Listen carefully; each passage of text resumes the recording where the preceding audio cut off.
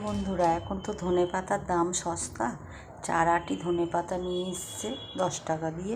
ধনেপাতাগুলো ভালো করে এই যে আঁটিগুলো, এই একটা একটা করে আঁটি খুলে এই বেছে নিয়েছি, বেছে কেটে নিয়েছি। এবার ধনেপাতাগুলো ভালো করে ধুয়ে জল ঝরাতে দেবো। জল ঝরাতে দিয়ে জল সব ঝরে যাবে। তারপরে কাঁচা লঙ্কা, পাতিলেবু, তেল দিয়ে ধনেপাতার চাটনি বানিয়ে রাখবো। সারা বছর চাটনিটা রুটি বা ভাত দিয়ে খেতে দারুণ লাগবে। দেখতে থাকুন কেমনভাবে ধনেপাতার চাটনিটা আমি বানাচ্ছি। দেখুন ধনেপাতাগুলো কি তাজা, একদম সব আজকেই বাজার থেকে নিয়ে এসছে। আমি দেখলাম অনেকগুলো ধনেপাতা এসছে, যার জন্য আমি ধনেপাতাগুলো বেছে বেছে একটু আচার করার জন্য ধনেপাতার চাটনি করার জন্য ধনেপাতাগুলো বেছে বেছে নিচ্ছি। দেখুন ধনেপাতার চাটনি করব, ওই জন্যে ধনেপাতাগুলো ওবেলা ভালো করে ধুয়ে ঝুড়িতে জল ঝরিয়ে রেখে দিয়েছিলাম। একটু কুচি কুচি করে কেটে নিয়েছি। এই মিক্সিতে পেস্ট বানাচ্ছি।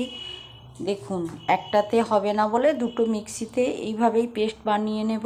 তারপরে পাতিলেবুর রস দেব, কাঁচা লঙ্কাও দিয়ে দেব ওই ধনেপাতার সাথে, মশলা দেব। দিয়ে একটু আমি সারা বছর রেখে খাবো, যার জন্যে সামান্য একটু ভিনিগার দেব, লবণ দেব আর কাঁচা সর্ষের তেল দেব। দেখুন একটা কাঁচা লঙ্কা দেব, একটা টমেটো দেবো, একটা পাতিলেবু দেব আর 1 চামচ আদার টুকরো। আদাগুলো সব পেস্ট করা হয়ে গিয়েছে বলে 1 চামচ আদা পেস্ট দেব।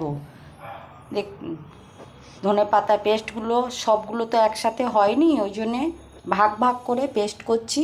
এবার এই পেস্টের সাথেই এই পাতিলেবুটা, এই কাঁচা লঙ্কা আর এই টমেটোটা দেবো। পাতিলেবুটা কেটে নিয়ে রসটা বের করে দেবো। কাঁচা লঙ্কা, একটা ছোট কাঁচা লঙ্কা, একটা বড় কাঁচা লঙ্কা এই পাতিলেবুর সাথে মিক্সড করে সব একসাথেই ধনেপাতার সাথে দিয়ে দেব। দেখুন পাতিলেবুটা এই 2 টুকরো করে নিয়েছি মাঝখান দিয়ে আড়াআড়িভাবে। এবার এই মেশিন দিয়ে পাতিলেবুর রসটা চিপে দিয়ে দেব। তারপরে এখানে কাঁচা তেল, সর্ষের তেল দেব। এই 2 পলা কাঁচা সর্ষের তেল দিলাম।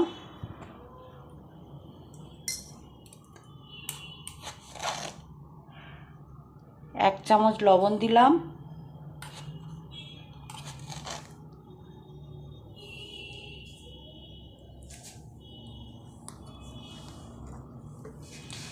এবার রেখে তো অনেক দিন খাবো, যার জন্য একটু ভিনিগার দেব যাতে না নষ্ট হয়ে যায়।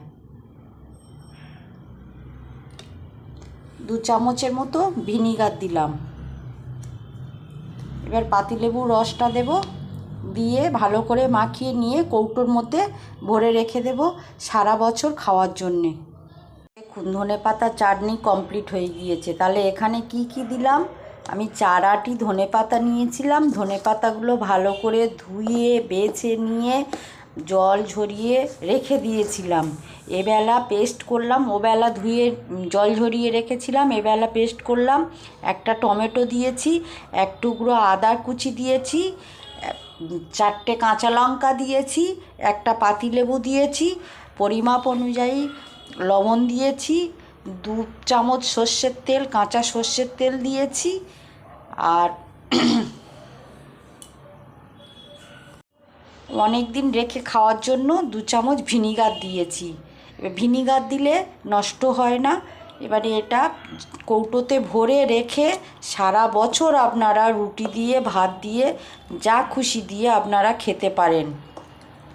এইভাবে আপনারা করে দেখুন, খুব সুন্দর লাগবে এবং অসময়ে ধনেপাতার চাটনিও খেতে পারবেন। এটা মোমো দিয়ে, রুটি দিয়ে, ভাত দিয়ে, যা খুশি দিয়ে আপনারা খেতে পারেন, খুব ভালো লাগবে। কণিকার রান্নাঘরে এসে দেখুন, আপনারা নতুন নতুন রান্নাও শিখতে পারবেন। ধনেপাতা চাটনি কমপ্লিট হয়ে গিয়েছে। এটা যাবে মেয়ের বাড়ি, সেই জন্যে ছোট্ট কৌটো ভরেছি। আর এটা থাকবে আমার বাড়ি, এটা কৌটো ভরা থাকলো। এবারে যখন ইচ্ছা হবে যা খুশি দিয়ে এই ধনেপাতার চাটনি খাওয়া যায়।